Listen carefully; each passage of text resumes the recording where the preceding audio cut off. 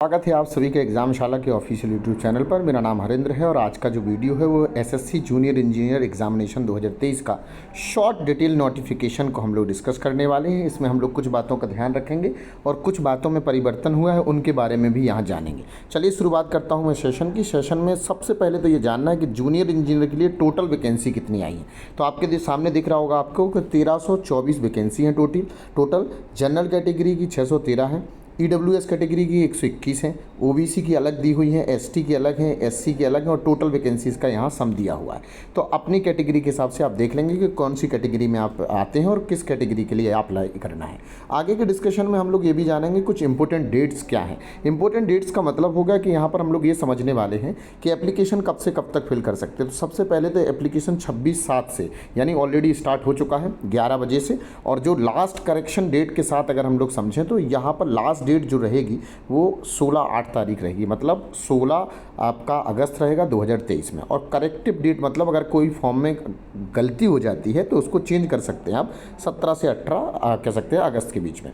जो आपका exam module रहेगा वो दोनों कंप्यूटर बेस्ड टेस्ट रहेगा, और दोनों जो कंप्यूटर बेस्ड टेस्ट है वो आपका पहला टेस्ट आपका अक्टूबर में होगा और दूसरा एग्जामिनेशन आपको बताएगी गवर्नमेंट, अभी अपडेट नहीं किया है। मतलब अक्टूबर में एग्जाम है, प्री लिखा है, ये बात समझ लीजिए। टीयर 1 का जिसको कहते हैं हम लोग, है ना, पेपर 1। एप्लीकेशन की जो फीस है जनरल कैटेगरी वाली 100 रुपये है, ST SC फ्री रहेगा। All category of the female वो ऑलरेडी फ्री रहता है, वो आपको पता है। Net banking, debit card, credit card या ऑनलाइन और ई चालान के माध्यम से आप ये पेमेंट कर सकते हैं गवर्नमेंट को। एलिजिबिलिटी क्राइटेरिया क्या है, तो सबसे जरूरी है जो चीज़ है वो यही है जानना। मिनिमम एज का तो आप छोड़ ही दीजिए क्योंकि मिनिमम एज की तो ज़रूरत ही नहीं है। यहाँ पर मैक्सिमम एज देखो दे रखी है सारी की सारी पोस्टों के लिए, वो 30 साल है। अगर आप स्पेशल किसी कैटेगरी में आते हैं जैसे CWC और CBWDC में और डी में, तो ये आपकी 32 एज रहेगी। क्लियर। बाकी सब कैटेगरी के लिए जो 30 एज रहेगी आपको। एक्स्ट्रा रिलैक्सेशन हम सभी जानते हैं कि एक्स्ट्रा रिलैक्सेशन LSSSC की गाइडलाइन के हिसाब से आपके सामने दे रखा है। ST SC का, OBC का, एक्स सर्विसमैन का, डिफेंस सर्विसमैन का है, कोई डिसेबिलिटी क्राइटेरिया का सर्विसमैन है, तो उसके लिए सारा एज क्राइटेरिया देखो मैंने नीचे लिख रखा है। आगे चलते हैं। सर ये पोस्ट किस किस नाम से आ रही हैं और क्या किस किस डिपार्टमेंट में पोस्ट है। सबसे पहले तो आपको समझना है, एक तरफ आपको कॉलम दिख रहा होगा, ये सारा डिपार्टमेंट का कॉलम आपको नज़र आ रहा है। ये ट्रेड वाला डिपार्टमेंट है और ये आपका एलिजिबिलिटी क्राइटेरिया है कि मतलब आपकी कौन सी डिग्री किस पोस्ट के लिए और किस डिपार्टमेंट में आप जा सकते हैं। जैसे मैंने लिया बॉर्डर रोड ऑर्गेनाइजेशन BRO में सिविल की जॉब है, इलेक्ट्रिकल की जॉब है, मैकेनिकल की जॉब है, और उसके लिए क्या मांगा है, एक्सपीरियंस मांगा है, BTech मांगा, और ये सारा उसी के हिसाब से दे रखा है। तो अपनी एलिजिबिलिटी के हिसाब से आप समझ लीजिएगा कि कौन सा फॉर्म आप फिल कर सकते हैं और इस सारे के सारे डिपार्टमेंट में आप अप्लाई कर पाओगे। थोड़ा और आगे बढ़ते हैं। अब आगे सबसे इंपॉर्टेंट है हमारा पेपर का पैटर्न। तो इस बार थोड़ा सा पेपर पैटर्न चेंज हुआ है, तो हम लोग विस्तार से एक एक चीज़ को समझ लेंगे। सबसे पहले तो पेपर 1 है पूरा और एक पेपर 2 है पूरा।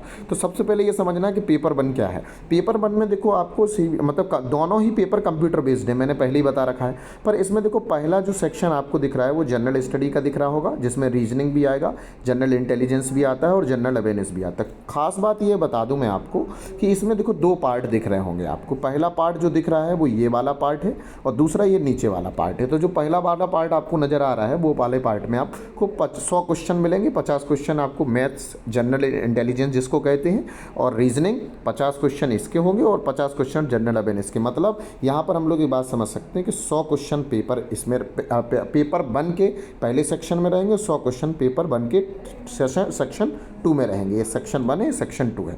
दोनों ये जो भी पेपर हो रहे हैं ये पूरा का पूरा जो टाइमिंग मिलेगा वो 2 घंटा मिलेगा। अगर कोई डिसेबिलिटी कैटेगरी का कैंडिडेट है तो उसके लिए 40 मिनट एक्स्ट्रा मिलेंगे, वो इस वाले कॉलम में आपको ड्यूरेशन टाइम के कॉलम में आपको दिख रहा होगा। एक चीज़ और ख़ास बात बताता हूँ कि जब आप इस क्वेश्चन में पहले क्या होता था कि 1/4 की निगेटिव मार्किंग होती थी, अब 1/3 की निगेटिव मार्किंग रहेगी।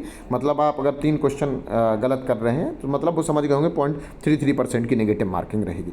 और अब जो पेपर 2 होता है वो भी कंप्यूटर बेस्ड होगा। पहले रिटन में होता था। रिटन में ऐसा होता था कि जैसे आपने कोई क्वेश्चन नंबर मान लो 1 किया हुआ है और 1 आपको उतना अच्छा नहीं आया पर आप आंसर के करीब पहुंच गए थे तो भी कुछ मार्क्स मिलते थे, पर ऐसा कुछ कुछ नहीं होगा। आप कैलकुलेटर आपको अलाउड है पेपर 2 में, कैलकुलेटर आप लेके जा सकते हो, अपनी अपनी कैटेगरी के हिसाब से सारी चीज़ें यहाँ पर दे रखी हैं, ठीक है ना। तो अगर आप कैलकुलेटर लेना चाहें, लेके जाना चाहें तो ले जा सकते हो, गवर्नमेंट ने अलाउड कर दिया है। और कैलकुलेटर में आप जो फाइनल रिजल्ट निकलेगा आपका, वो आपको MCQ की फॉर्म में ऑनलाइन कंप्यूटर पर टिक करना होगा, फिर आगे बढ़ना पड़ेगा। इसमें भी खास बात यह है कि इसमें भी देखो आपको सारी चीज़ नज़र आ रही होगी, 100 क्वेश्चन इसमें भी दी हुई, 1/3 की नेगेटिव मार्किंग है। तो ये बात जान लीजिए कि अगर डिप्लोमा वाले बच्चे हैं तो डिप्लोमा के हिसाब से फॉर्म भरेंगे, डिग्री वाले बच्चे हैं तो डिग्री के नाम से भरेंगे, सिविल है, इलेक्ट्रिकल है, मैकेनिकल, इन पोस्ट की है, पोस्ट है, और इन्हीं के हिसाब से जो बच्चा तैयारी कर रहा होगा वो इनके हिसाब से फॉर्म अप्लाई कर पाएगा। चलो अब बेसिक्स की बातें और भी थोड़ा सा कर लेते हैं कि सर ये वाला जो पैटर्न है, ये वाला जो पैटर्न हमें नज़र आ रहा है, ये वाला पैटर्न, इसकी तैयारी हम लोग कहाँ से करें। ये वाले पैटर्न की तो आप ऑलरेडी तैयारी कर ही रहे होंगे, क्योंकि आप ऑलरेडी उसी डिग्री के कैटेगरी के बच्चे हैं। तो ये वाला जो पहला सेक्शन दिख रहा है जिसके 100 क्वेश्चन आएंगे, जिसमें आपको जनरल स्टडी सर नज़र आ रहा है और हमें जनरल अवेयरनेस नज़र आ रहा है, साथ में रीजनिंग और इंटेलिजेंस मतलब मैथ्स नज़र आ रहा है, इसका सिलेबस हम लोग कहाँ से कवर करेंगे। तो इस सिलेबस को कवर करने के लिए आपको एग्जामशाला का एप्लीकेशन डाउनलोड करना है। डिस्क्रिप्शन में लिंक मिलेगी आपको, जिसमें देखो आप एकदम ध्यान से सुन लीजिएगा, SSC CGL का सिलेबस हो, CHSL, MTS, CPO, GD और जूनियर इंजीनियर का जो सेक्शन 1 का सिलेबस है वो सबका क्या होता है, सेम होता है। मतलब अगर आप एक एग्ज़ाम की तैयारी कर रहे हैं SSC में तो सारे एग्ज़ाम क्रैक कर सकते हैं। किसी भी कन्फ्यूजन के लिए आप हमारे हेल्पलाइन नंबर पर कॉल कर सकते हैं और अधिक जानकारी हमसे ले सकते हैं। अगर हमारा वीडियो पसंद आया है तो प्लीज़ इसको लाइक कर दीजिएगा, शेयर कर दीजिएगा और चैनल को सब्सक्राइब करना बिल्कुल ना भूलिएगा। और कोई भी कन्फ्यूजन होता है तो प्लीज़ कमेंट बॉक्स में लिखिएगा, सारी चीज़ डिस्क्रिप्शन में हमने दे रखी है। मिलते हैं नेक्स्ट सेशन में। Thank you so much.